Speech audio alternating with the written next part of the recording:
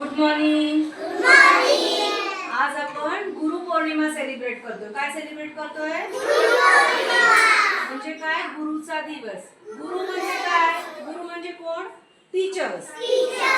आपले first teacher कोण आहेत? आपले मम्मी पप्पा. आणि नंतर तुमचे हे जे टीचर्स आहेत तिथं जे तुम्हाला रोज शिकवतात कसं वागायचं कसं लिहायचं ते सेकंड टीचर ते तुमचे है ना. टीचर्स सगळ्यांनी ऐकायचं है ना. गुरुपौर्णिमा जी आहे ती महर्षी व्यास यांच्या जन्मदिवसावर सेलिब्रेट केली जाते.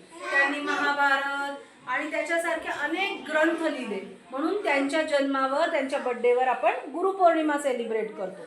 तर टीचर्सला आपल्या धर्मामध्ये खूप महत्त्व आहे. टीचर्सला खूप त्यांना मान दिला जातो, रिस्पेक्ट केला जातो. तुम्ही टीचर्सला ओ टीचर म्हणता ना, आहे की नाही? टीचर्स जे असतात ते तुम्हाला सगळं छान शिकवतात आणि त्याच्यामुळे तुम्ही मोठे बनता. म्हणून टीचरला नेहमी रिस्पेक्ट करायचा, टीचरचं नेहमी ऐकायचं, मम्मी पप्पांचं ऐकायचं. आपले टीचर्स जे बोलतात ते ऐकल्यामुळे आपण काय होणार आहे? एक गुड सिटीजन होणार आहे, चांगलेच बनणार आहे, मोठे बनणार आहोत है ना. बरोबर. तर आता आपण सगळ्यांनी गुरु ब्रह्मा गुरु विष्णू रोज म्हणतो ना, ते हात जोडून दोनदा म्हणायचे सगळ्यांनी. डोळे हँड. चला. गुरुर्ब्रह्मा